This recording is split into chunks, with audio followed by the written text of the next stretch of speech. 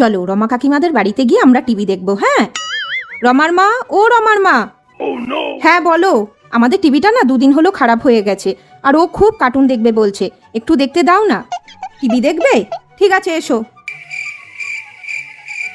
এখানে বসি। হ্যাঁ বাবা, নাও দেখো। দেখো এই সুন্দর কার্টুনটা হচ্ছে।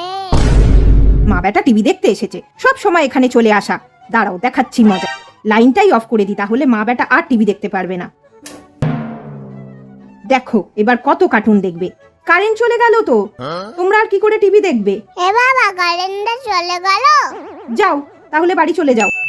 কারেন্ট তো চলেই গেল, আর কি করে টিভি দেখবো আমরা? চলো আমরা বাড়ি চলে যাই এবার। মিক্সিটা চলছে, তার মানে কারেন্টটা ছিল, ইচ্ছা করে বন্ধ করে দিল, বুঝলি তো বাবান। চলো আমাদের যখন টিভি ঠিক হবে আমরা তখন দেখবো। হ্যাঁ